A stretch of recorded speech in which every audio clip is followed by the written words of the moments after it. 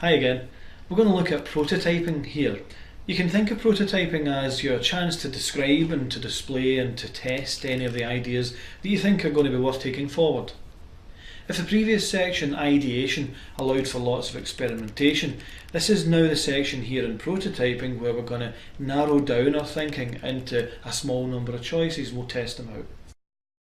For this particular project, my physical 2D prototype model was very low tech indeed. Essentially all I did was I created a scaled sketch of the floor plan and cut it out, and then I created a series of similarly scaled items to represent all sorts of things like refrigerators and work surfaces and seating and just about everything that would go into a flower shop, and then the same for a coffee shop. In the last couple of weeks since I've been involved in this project, I've started to pay a lot of attention every time I go to a coffee shop, and I've really started to get a handle on what the typical contents would be in a coffee shop. For any given size of coffee shop, I'm now quite clued into the number of staff that would be required and the type of equipment that they would need, and for a given floor space how much seating there would be. I've started to pay attention to that kind of thing. From a designer's point of view, that kind of information is invaluable. So really what this prototype model's allowed me to do is to play around with all sorts of different layouts for all of the equipment. Now that I'm in a position to make up a list of absolute must-have equipment and desirable equipment for a coffee shop and for a flower shop, I can then take my representative models of that equipment and play around with all sorts of different layouts. No single one of which is absolutely perfect, but all work in their different ways.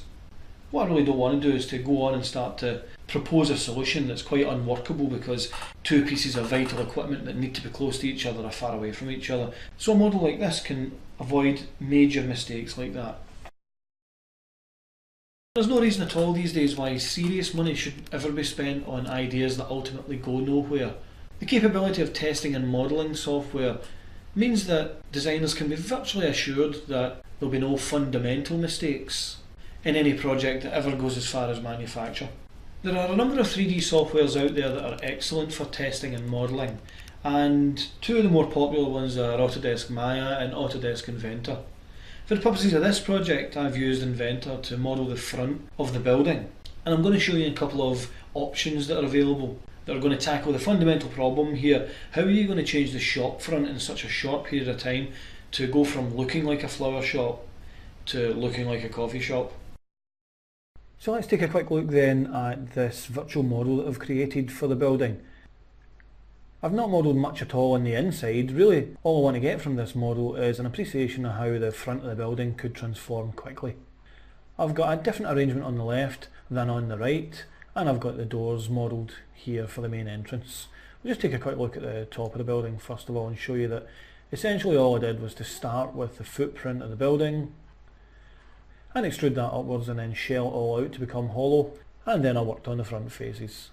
So I've created a couple of doors here to mimic the opening of the front of the building, but really the point of this model is to illustrate a couple of options for changing radically the front of the building in a short period of time.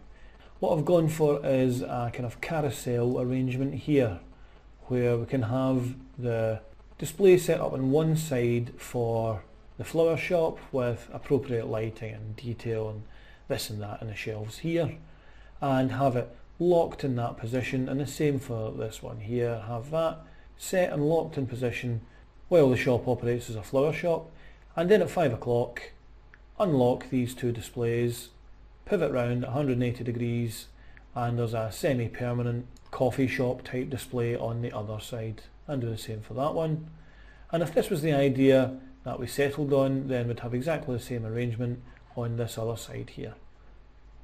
I'd estimate that wouldn't take any more than 5 to 10 minutes to transform the front of that building using that idea. If we just tilt over slightly, we can see that what's happening here is that kind of idea.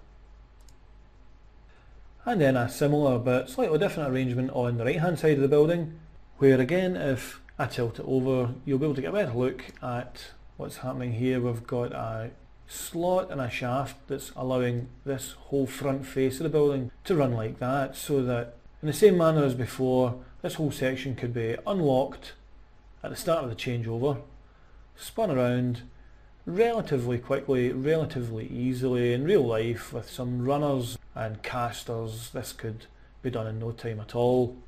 And there in one go we've got the whole front face totally switched over in under 10 minutes, maybe even under 5.